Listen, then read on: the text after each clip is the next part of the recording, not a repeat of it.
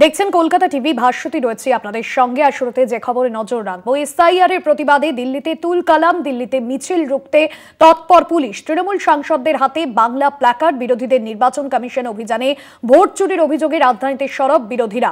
আপনাদের সামনে 6 জায়গার ছবি তুলে ধরছি। সংসদ 6টি মুহূর্তের ছবি আপনাদের সামনে এই মুহূর্তে তুলে ধরছি।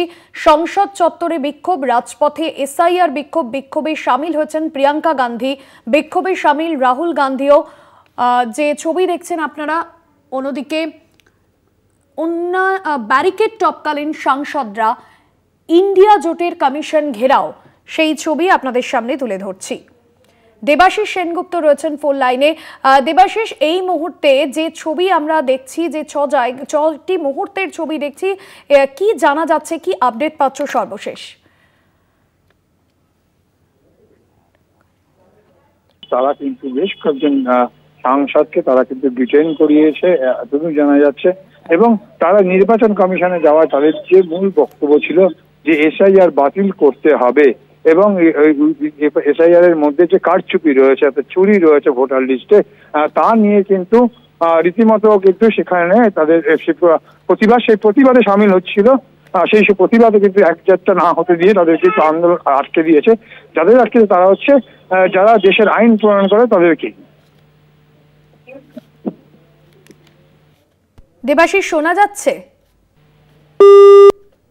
সম্ভবত যোগাযোগ বিচ্ছিন্ন হচ্ছে। ভোটার তালিকায় বিশেষ নিবিড় সংশোধনের নামে ভোট চুরির প্রতিবাদে উত্তাল রাজধানী। সোমবার সংসদ ভবন থেকে অন্তত 200 জন বিরোধী সাংসদ প্ল্যাকার্ড হাতে স্লোগান দিতেই নির্বাচন কমিশনের উদ্দেশ্যে রওনা দিলে সেই মিছিল পুলিশ আটকায়। 6 মুহূর্তের ছবি আপনাদের সামনে তুলে ধরছি। একদিকে দিল্লিতে সংসদ চত্বরে বিক্ষোভ, রাজপথে এসআইআর বিক্ষোভ। বিক্ষোভে সামিল হয়েছেন প্রিয়াঙ্কা গান্ধী, রাহুল গান্ধীও, ব্যারিকেড টপকালেন সাংসদরা। অন্যদিকে ইন্ডিয়া জোটের কমিশন ঘেরাও, সেই ছবিও দেখছেন। ব্যারিকেড টপকে চলে আসেন অখিলেশ যাদব, বাধা পেয়ে রাস্তায় বসে পড়ে স্লোগান দিতে দেখা যায় কংগ্রেস সাংসদ রাহুল এবং প্রিয়াঙ্কা গান্ধীকেও। রীতিমতো সেখানে উত্তপ্ত পরিস্থিতি। দেবজ্যোতি ঘোষ রয়েছেন আমাদের বিশেষ প্রতিনিধি। দেবজ্যোতি, ভোটার তালিকায় এসআইআর এর নামে ভোট চুরির প্রতিবাদে উত্তাল দিল্লি, কি পরিস্থিতি রাজধানীর এই মুহূর্তে, কোন কোন বিষয় নিয়ে সরব হয়েছে? এখনো পর্যন্ত সমস্ত ইন্ডিয়া জোটের শরিক যারা রয়েছেন তাদের ঐক্যবদ্ধ লড়াই কিন্তু আজকে নিউ দিল্লি দেখলো। এবং দিল্লিতে যেভাবে সমস্ত ইন্ডিয়া জোটের প্রতিনিধিরা আজকে বিক্ষোভ করেছেন ইলেকশন কমিশনের সামনে, তা কিন্তু অত্যন্ত গুরুত্বপূর্ণ। এতদিন পর্যন্ত ছন্ন ছাড়া এই ইন্ডিয়া জোটকে দেখা যাচ্ছিল, কিন্তু গত কয়েকদিন ধরে, অর্থাৎ 21 তারিখ থেকে যে সংসদের অধিবেশন শুরু হয়েছে, তারপর থেকেই তারা কিন্তু ঐক্যবদ্ধ হয়ে লড়াই করছেন। আজকে ইলেকশন কমিশনে সকাল থেকে ধুমধুমার পরিস্থিতি। তৃণমূল কংগ্রেসের যারা সাংসদরা ছিলেন তারা কিন্তু দিল্লি পুলিশের ব্যারিকেড টুপকে একেবারে ভিতরে প্রবেশ করার চেষ্টা করেন। পুলিশের পক্ষ থেকে বারবার বাধা দেওয়া হয়েছে। প্রায় কয়েক হাজার পুলিশ কর্মী মোতায়েন করা হয়েছে। এখনো পর্যন্ত ইন্ডিয়া জোটের পক্ষ থেকে প্রথম সারির সমস্ত নেতৃত্ব তারা কিন্তু অংশগ্রহণ করেছেন। প্রিয়াঙ্কা গান্ধী থেকে শুরু করে সেখানে সমাজবাদী পার্টির পক্ষ থেকেও মুলায়ম সিং যাদবের পুত্র অখিলেশ সিং যাদব থেকে শুরু করে আরজেডির প্রথম সারির নেতৃত্ব থেকে শুরু করে সকল রাজনৈতিক দল, অর্থাৎ 25টি যে শরিক দল রয়েছে, তারা সকলেই কিন্তু আজকে বিক্ষোভে সামিল হয়েছেন। যে বিক্ষোভের কথা মমতা বন্দ্যোপাধ্যায় গত কয়েকদিন ইন্ডিয়া জোটের নেতৃত্বের কাছে পাঠিয়েছিল একটি খসড়া, সেই মতোই কিন্তু আজকের ইলেকশন কমিশন অভিযান তা অত্যন্ত গুরুত্বপূর্ণ।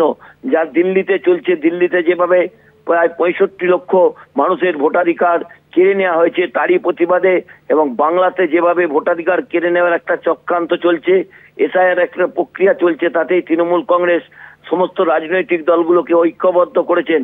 এবং তৃণমূল কংগ্রেসের পক্ষ থেকে অভিষেক বন্দ্যোপাধ্যায় আগামীকাল তিনি দিল্লি পৌঁছাবেন এবং সেখানেও সংসদে আরো একটি বিশেষ মুলতবি প্রস্তাবের প্রস্তুতি তৃণমূল কংগ্রেস নিচ্ছে। সেখানেও ইন্ডিয়া জোটের প্রতিনিধিরা তারা কিন্তু একজোট হয়ে লড়াই করবেন। কিন্তু আজকে ইলেকশন কমিশন দিল্লির অফিসের সামনে যে অবস্থা হয়েছে, ধুমধুমার পরিস্থিতি, স্মরণকালে দিল্লি কিন্তু এরকম বিক্ষোভ দেখেনি। এবং সাংসদরা যেভাবে নাচার মনোভাব দিয়ে তারা এসআইআর এর প্রতিবাদ করছেন, তা কিন্তু অত্যন্ত গুরুত্বপূর্ণ। তবে হাজার হাজার পুলিশ কর্মী ইতিমধ্যেই এই ইলেকশন কমিশনের অফিসের সামনে একদমই দেবজ্যোতি, এবং আগামী বছর পশ্চিমবঙ্গে নির্বাচন রয়েছে, পাশাপাশি কেরল, অসম এবং তামিলনাড়ুতেও নির্বাচন রয়েছে, বিধানসভা ভোট রয়েছে। রাজ্যের মুখ্যমন্ত্রী 21শে জুলাই সভা থেকেই বলেছিলেন যে এসআইআর নিয়ে প্রয়োজনে কমিশনের দফতর ঘেরাও করা হবে। সেই ছবি তো আজকে দিল্লিতে দেখা গেল। দেবজ্যোতি, শোনা যাচ্ছে? তৃণমূল কংগ্রেস যেমন এই বিষয়টিকে গুরুত্ব দিয়েছিল, তেমনি কিন্তু তৃণমূল কংগ্রেসের পক্ষ থেকে আরো একটা কর্মসূচির কথা কিন্তু ইন্ডিয়া জোটকে তাকে জানানো হবে। সেটা অভিষেক বন্দ্যোপাধ্যায় হয়তো আগামীকাল জানাবেন যে গোটা ভারতবর্ষের সমস্ত জায়গাতে, সমস্ত প্রদেশে যাতে বিক্ষোভ হয়।